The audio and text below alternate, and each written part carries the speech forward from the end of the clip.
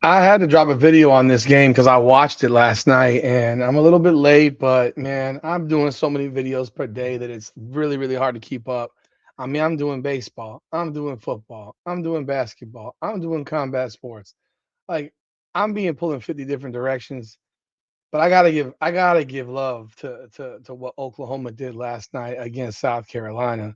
I watched the game. I was watching it with my sons actually, and Oklahoma had a rough week, losing to LSU and getting the opportunity to play against South Carolina on their home court.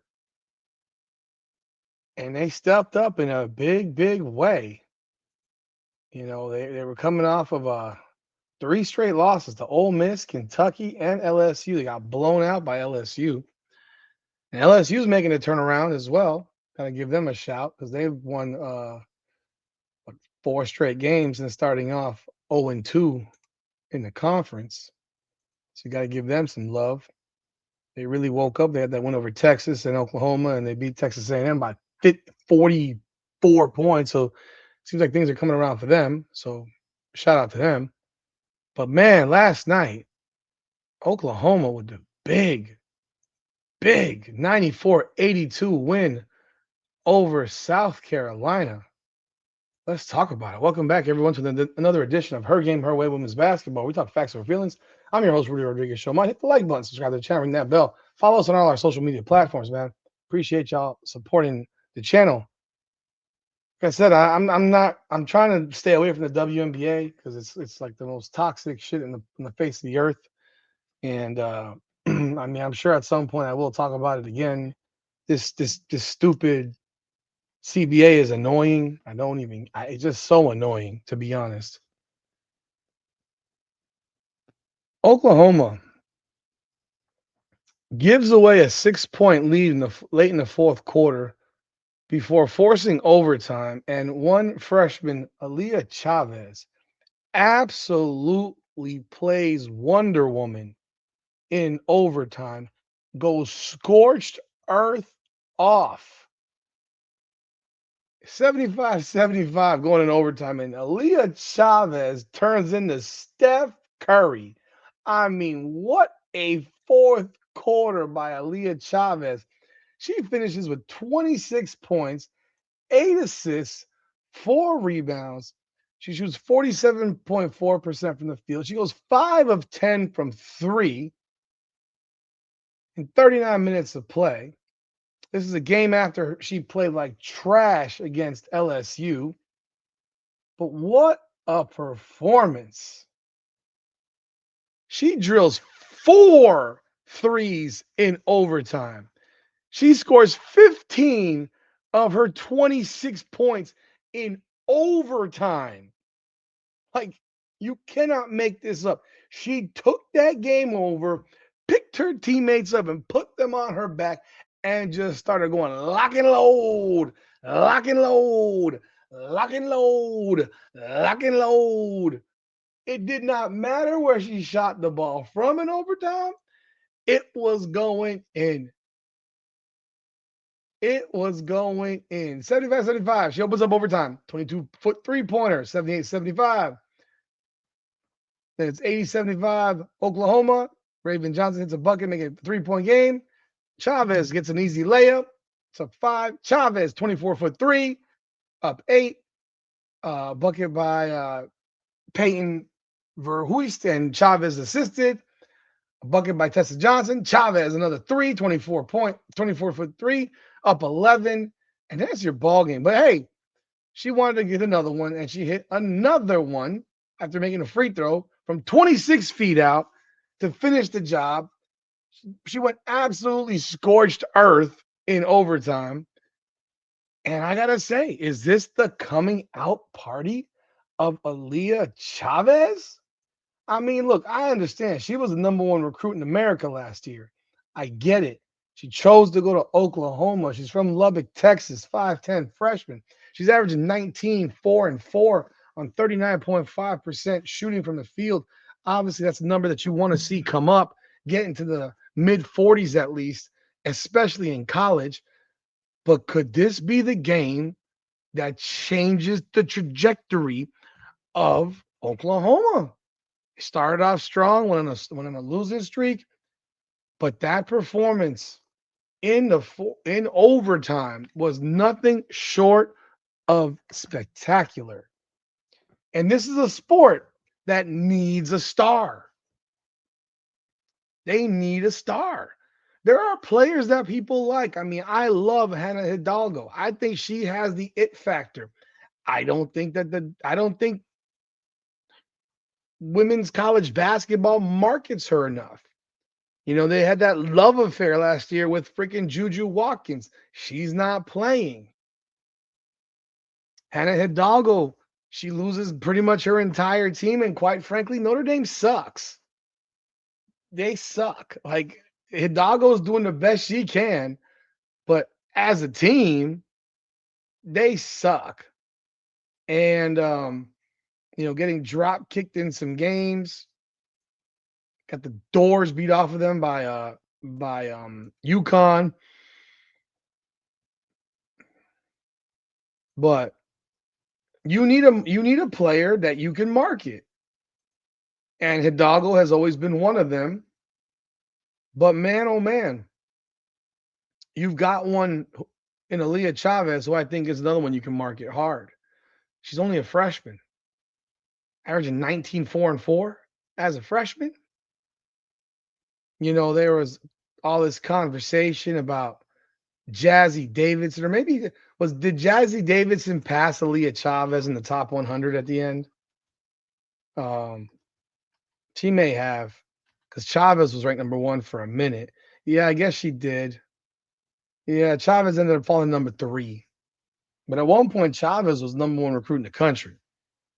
So then being Davidson, Betts, and then Chavez. But I gotta tell you, of the 3, I've seen Jazzy Davidson play. She can't sniff Aaliyah Chavez. She doesn't have that it factor that Aaliyah Chavez has. I'm sorry. No, ma'am, no, siree. She does not. USC is sitting at 11-8 right now. They suck. They've lost 5 of their last 6. And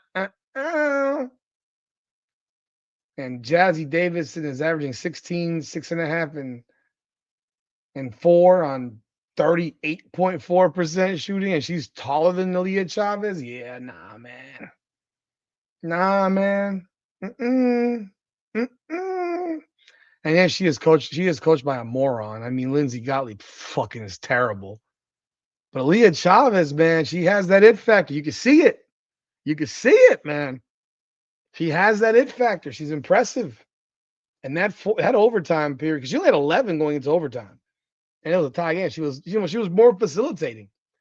She was 1 of 6 from 3 going into overtime. She hits 4 of 4 in overtime and just completely takes the game.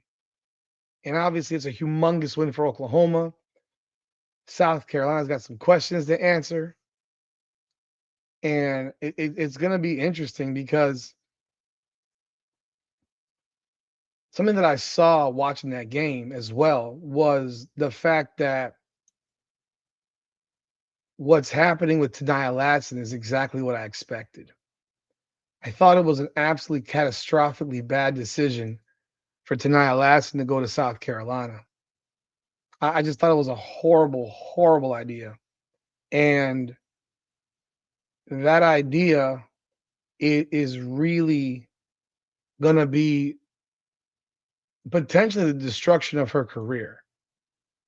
I mean, she was horrendous yesterday. Horrendous. And you want to look at it from a wider lens and such, but this isn't surprising. She went to a school where guards go to die. Just guards go to die. Yesterday, she's 1 of 10 from the field, 6 points, 4 of 7 from the free throw line. I gotta say, I gotta give Raven Johnson some credit. She looked good. She played well. I've been a major critic of hers. She is having a pretty freaking solid season right now. She's averaging 10 points, shooting over 50% from the field. She's still an average 3-point shooter. She's moved her percentages up, so she's performing pretty well. And I have been very critical of her in the past because I don't think she's all that good. But hey, there's definitely a difference from last year to this year. But Ta'Niya Latson is dying. She's dying a slow death. Like, they talk about death by 1,000 cuts. That's Ta'Niya Latson right now, man. They run their offense through Joyce Edwards, and Ta'Niya Latson is averaging 15 a game, 3 and 4. I mean, 49% from the field. She is not getting the shots that she got last year. She is not getting the opportunity she got last year. She's shooting a higher percentage from field goal range, field goal and three, but she's not getting the looks. And maybe they find that okay at South Carolina. Maybe I don't know, but they could definitely have used her to perform better yesterday. 15 points per game. She's taking 8 less shots than she took last year. 8 less shots. This is a scoring dynamo. This is a player who led the country in scoring last year, or was one of the tops in the country in scoring, and she's averaging 10 points less per game under Dawn Staley. I think that was about as bad a decision as she could possibly make. She's averaging 5 points less per game than Joyce Edwards. And look, Joyce Edwards is a dog, and Medina Okas's averaging 14 and 11. Again, Edwards is a dog, but I don't think Ta'Niya Latson went to South Carolina for this. Guards go there and die a slow death, man. Scoring guards get destroyed by Dawn Staley. It's just the way it is. I was worried about this happening. I had a feeling this was going to happen. I didn't like this decision. I did not like the decision. I really thought she probably could have. I really thought it would have been a better thing for her to go to Notre Dame, to team her up with Hannah Hidalgo. See, now those two would be a dynamic pair. They could feed off each other, play off each other. This shit right here, and I've seen a little bit of Ta'Niya Latson this year, and this was just last night was straight shit, but it's not looking good for her. Her draft stock is dropping. Now, mind you, we have no idea there's even going to be a draft this year. But yeah, her draft stock is going into the toilet. Like you're watching this, and she's not the same player. She's not the same player. Like right now, where do they have her? I mean, God, I can't even believe that someone has her predicted at number 4. There's no way. There's no way that she's picked number 4. Not a chance. There's no way that someone's picking her number 4 the way she's been looking.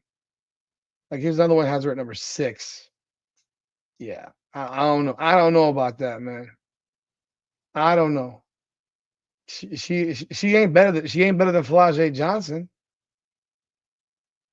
Unless the rest of the talent in the country is so damn bad. I mean, that would be the only reason that she'd be drafted that high. Like right now, I mean, like if you'd asked me last year, I would have had her taken in the first 3 picks. To me, right now, she's probably hovering towards the bottom of the top 10. Just very odd.